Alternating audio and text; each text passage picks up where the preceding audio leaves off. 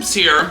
I want to talk to you a minute about a subject that's near and dear to my heart, and that's shooters. Shooters are something that I've always been into. And you know, it's crazy, after I saw a recent video from Metal Jesus about his shooters on PlayStation 4, it got me to thinking about what kind of shooters there are on Xbox. So, stay tuned and let's find out.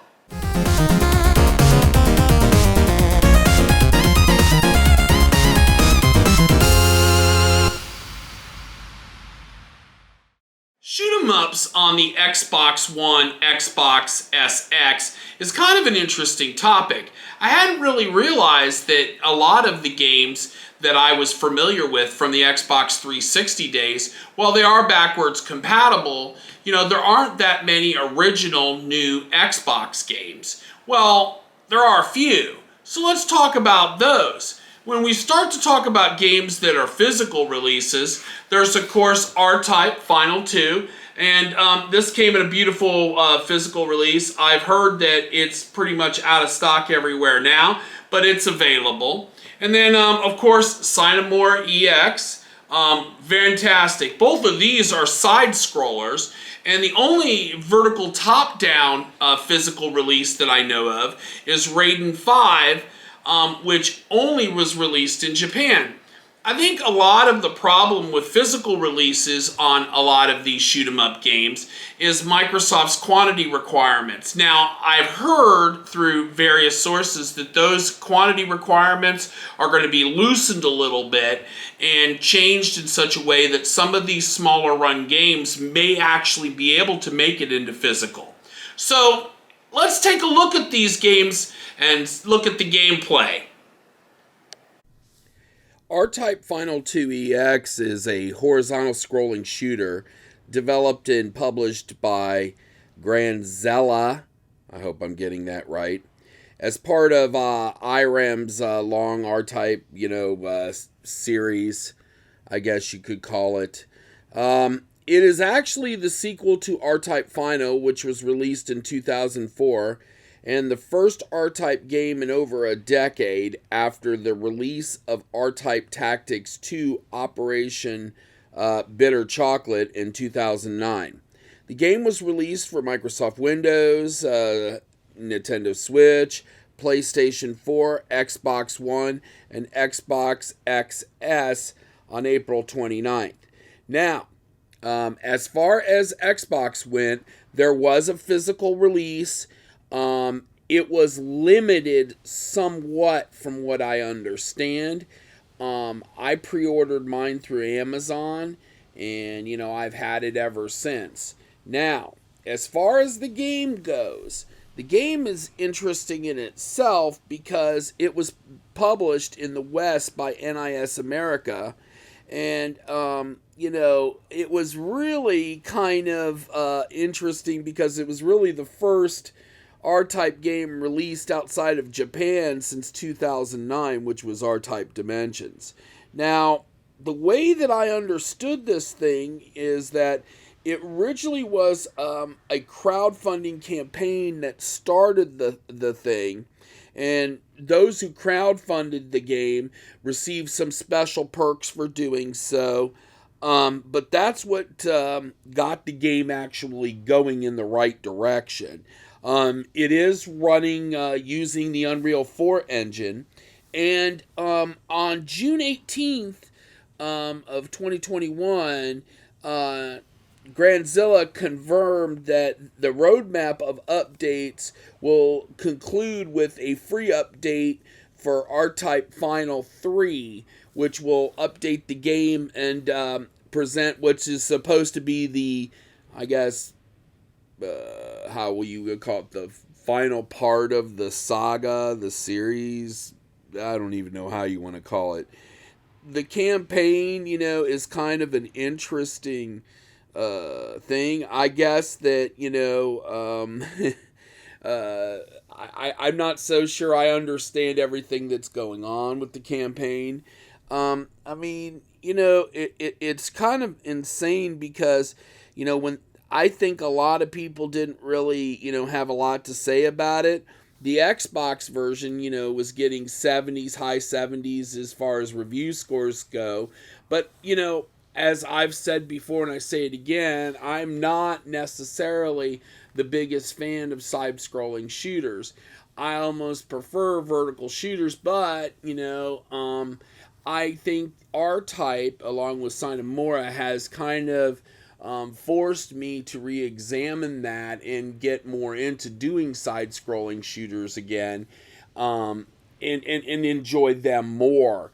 I think the game itself, it's received several expansion packs, and it really has been a very quite robust offering. And I mean, I like a lot of people expected it to be more. And I don't know what to say about that. It is punishingly hard. I'm not going to lie. I mean, if you are a side-scrolling shooter fan, perhaps, you can actually make the game maybe a little bit less painful. But for someone who's not really a side-scrolling shooter aficionado, it can be a little heart-wrenching to have to play it over and over again. SINE MORE is a side-scrolling shooter. The funny name actually comes from the Latin meaning without delay. It's an interesting game in that it was actually originally introduced via Xbox Live Arcade on the Xbox 360. Back in the day, I believe in 2012. And then later, a Xbox One version was announced, the Cyanomora Ex version, with an extended version of the game in conjunction with a Nintendo Switch, PlayStation 4, and Windows release. That was back in 2017.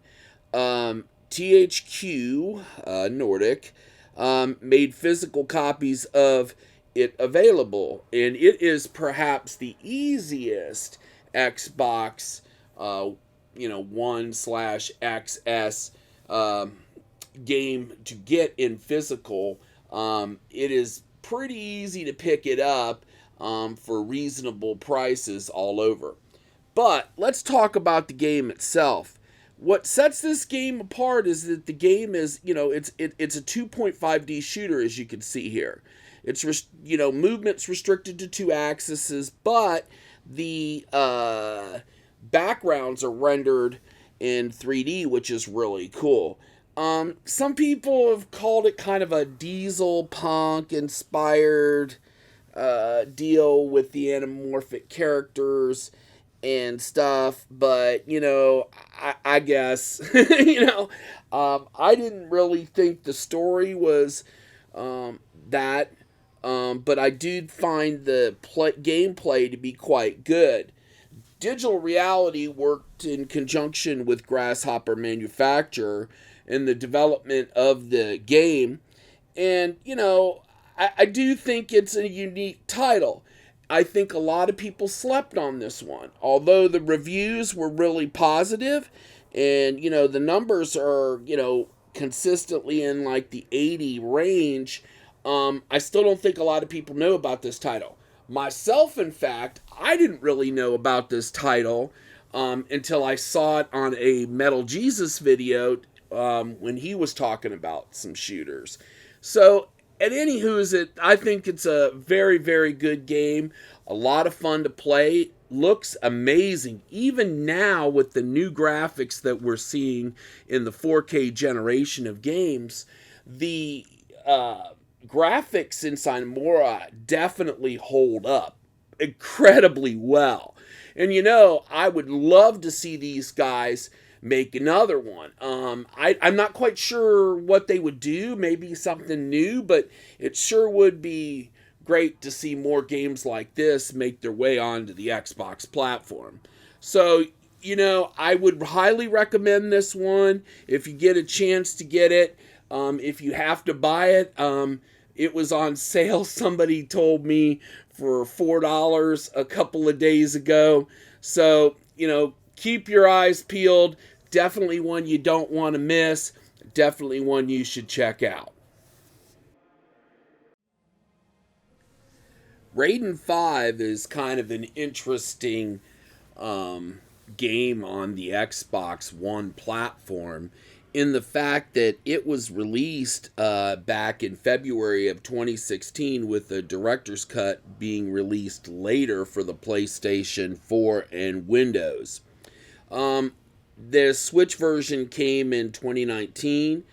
And interestingly enough, that made it the first Raiden game to be available on a Nintendo console since Raiden tried. Now, here's the thing about Raiden 5. First of all, I remember when it came out, it was one of the first Xbox games that I had on my Xbox One, because I remember at the time it was one that came out when there was very little to play on the Xbox One after the console was released. Now, what I do remember, though, it was one of the first and only shooters that you could get. I remember thinking at the time, wow, the graphics are really good. It seems really solid. It's kind of a as a game, a spin-off of a lot of the Raiden games themselves, and some of the spin-off Raiden games all fused into one game. Now, a lot of people, didn't like that. But what I can say is that, I kind of was in a position where I wanted to play with my new console, so I spent a lot of time playing this game. Now, it was only available digitally. Now, I've heard that the Japanese release of Raiden that is available is actually multi, so you can play it in any region, and it evidently works fine. That doesn't make it any easier to lay your hands on a copy of it. And if you're here in the States like me, you're going to pay if you're going to want a physical copy of it. But I am still seeking a physical copy of it, being a shooter fan like I am. I like this game. I actually like it a lot. And I enjoy playing it, and I enjoy how it looks. I enjoy the presentation.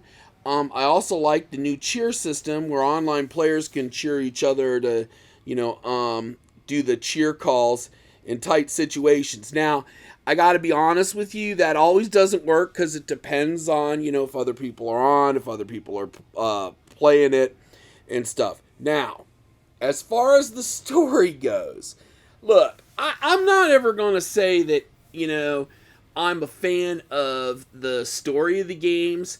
I guess, I heard Metal Jesus recently say, and when he was talking about the shooters, he says he likes them, but he has a tendency to skip over the story.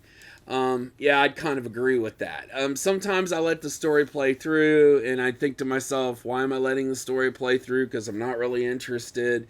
But sometimes, you're forced to view the story. Raiden has a little bit of both. You can, sometimes you're, forced to, view some of it, and then sometimes you are able to skip ahead. As far as the games look, I really think it holds up really well. I mean, you can see here, it looks really great. You still can get the game on the digital store and, download it and play it to your heart's content.